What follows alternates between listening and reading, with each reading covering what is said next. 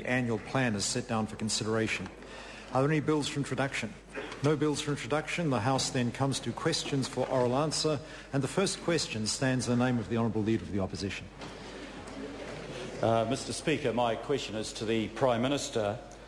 Did his Finance Minister refer to him a Treasury report dated the 4th of March 2011 and entitled Extending the Mixed Ownership Model, which says with respect to privatising shares in publicly owned assets that, quote, significant participation by foreign investors will be essential to achieve the government's overall objectives, end quote?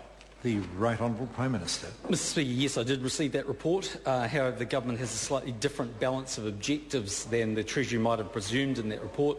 Treasury placed a bit more emphasis on the proceeds to be gained from the sale, but the government actually places more emphasis on widespread and substantial New Zealand share ownership.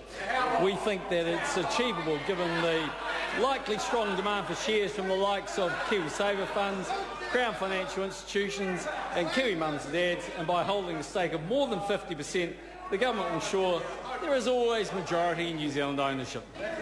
The Honourable Leader of the Opposition. Supplementary question, Mr. Speaker.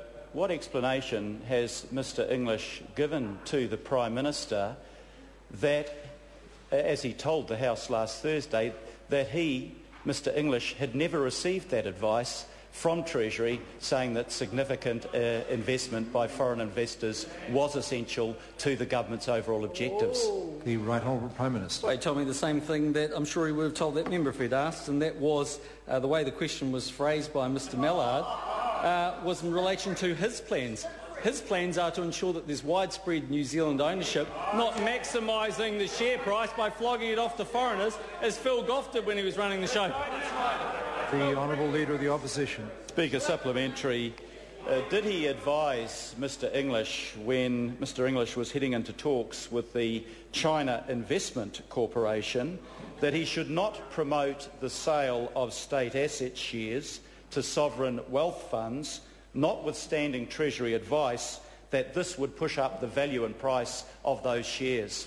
The Right Honourable Prime Minister. Speaker, no, I didn't. The reason I didn't is because we wouldn't want to disappoint the Chinese Investment Authority, because they would know, like we know, that New Zealanders will be snapping up those shares, not Chinese people. That's right. The Honourable Leader of the Opposition. Mr Speaker, will he be ignoring Treasury advice that selling privatised shares to foreign investors will increase their value and therefore prevent the sale or on sale to foreign investors, including sovereign wealth funds, of New Zealand shares in those assets? The Right Honourable Prime Minister. Mr Speaker, yes, I will be ignoring their advice, just in the same way that obviously the leader of the Labour Party followed the advice when it came to election publications and what was appropriate use of parliamentary funds. The Honourable Leader of the Opposition. Order. Point of order, Mr Speaker. Point of order, the Honourable Leader of the Opposition. If the Prime Minister insists on making extraneous comments, you will get that disorder. Yes, exactly. The member raises a perfectly fair point that really the information and given an answer should relate to the question. The Honourable Leader of the Opposition. Mr Speaker, to the Prime Minister, if he sells shares in the state assets to local investors at a lower price, what action will he take to stop those local investors flipping on those shares at a higher price to foreign investors, which is exactly what happened when Contact Energy shares were sold? The Right Honourable Prime Minister. That raises an interesting question that we've also raised with Treasury, and there are a number of options that might be available to the government to ensure that's not the case. The Honourable Leader of the Opposition. Mr Speaker, can the Prime Minister explain what those options are? The Right Honourable Prime Mr Minister. Speaker, not today. The Honourable Leader of the Opposition. Is the Prime Minister really saying to the House that he has no idea at all, and actually he intends for those shares to end up in the hands of foreign investors? The Right Honourable Prime Minister. No, it means that the government's considering advice from the Treasury. But if we want to start talking about things, why doesn't Phil Goff talk about his capital gains tax today then? Rahui Katane. Thank you, Mr Speaker. To the Prime Minister. Order. Order. Order. Before I go to I'll deal with the interjection on my left. Go to the transcript and have a look at the question. If the answer was outrageous, have a look at the question. Rahui Katanei. Thank you, Mr. Speaker. To the Prime Minister, does he agree with Ngāi Tahu leader Mark Solomon that anyone who wants our assets to stay under New Zealand control should be encouraging government to set up partnerships with Māori as the perfect partner? And if so, why is it necessary to look offshore when we have multi-generational and credible investment options right here at home? The Right Honourable Prime Minister. Yes, I do agree with Mark Solomon that Māori have proven, as they've gained assets through the treaty settlement process, they've been very keen investors in New Zealand and actually very long-term investors in New Zealand. The Honourable Leader of the Opposition. Supplementary question, Mr. Speaker. When the Prime Minister used Contact Energy as an example of how to sell shares to local investors and gave it as an example in this House, was he aware that nearly two-thirds of the shares sold to those small investors are now in the hands of foreign and corporate investors? And if so, how will he stop that happening if he's given the chance to privatise further shares in state power companies? The Right Honourable Speaker, Prime let Minister. me deal with the first part of the question. I'm not sure if the members ever heard this before, but it's a very interesting article by Patrick Smelly called A Loyal Bunch, and I'll just allow me to read a few moments of it. Of the least defensible criticisms of the key government's partial privatisation Point plans, of order, the Honourable Leader of the Opposition. It's all very interesting what Patrick Smelly might have to say, but there is a specific question. Was he aware that two-thirds of those shares ended up in the hands of foreign and corporate investors? And if so, how would he stop that happening? Mr Smelly's quote's got nothing to do with the Prime Minister's intentions. Order. A point of order is being considered, and I think the answer should the question is a reasonable question, ask whether the Prime Minister is aware of that. Now, the Prime Minister can certainly dispute the assertion whether or not two-thirds are in the hands of foreign owners, but that should be done reasonably succinctly.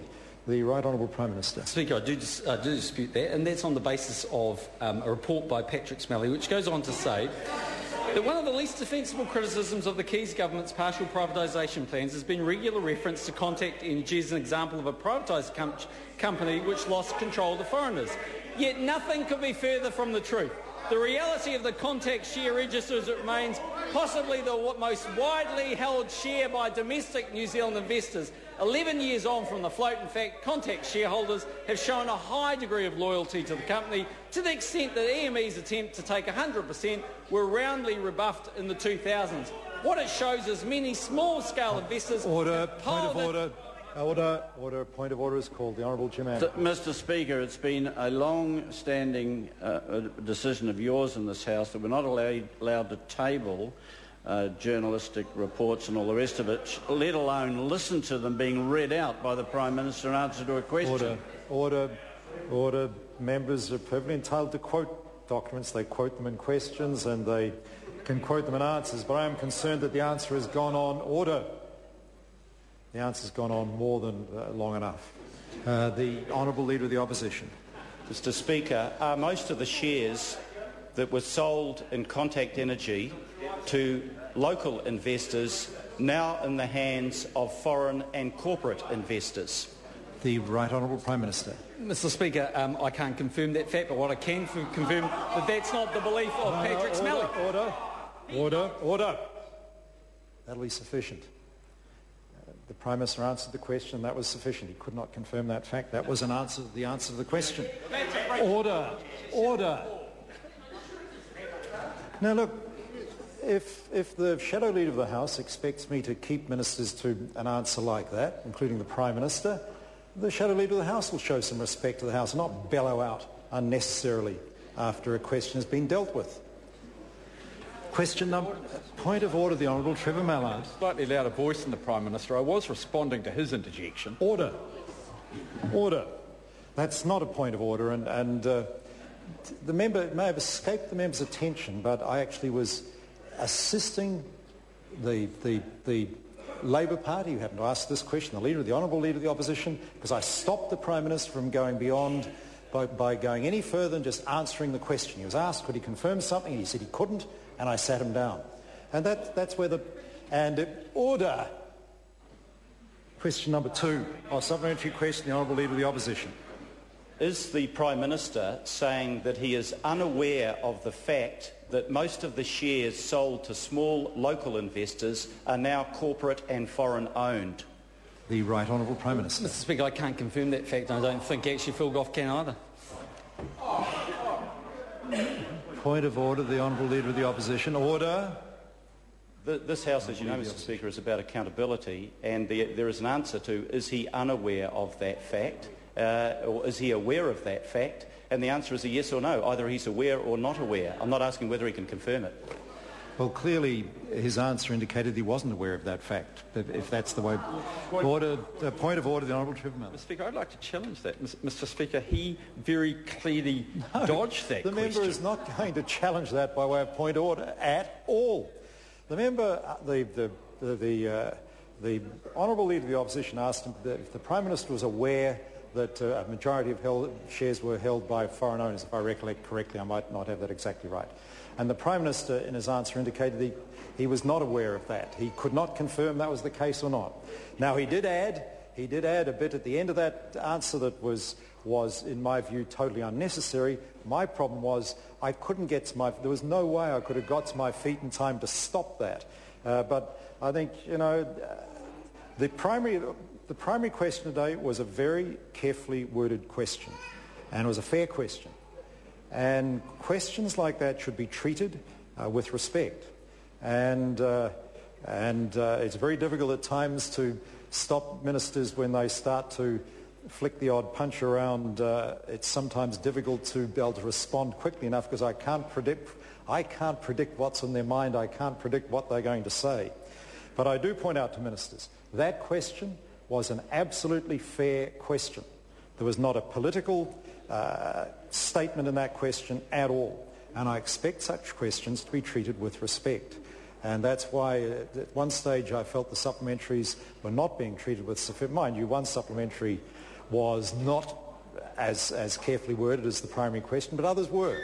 And that's why I stopped the Right Honourable Prime Minister at one stage during those answers, because I believed that respect was not being shown the question. Question number 2, question number 2, Amy Adams. Order, I've dealt with that matter. Amy Adams. Thank you, Mr Speaker. My question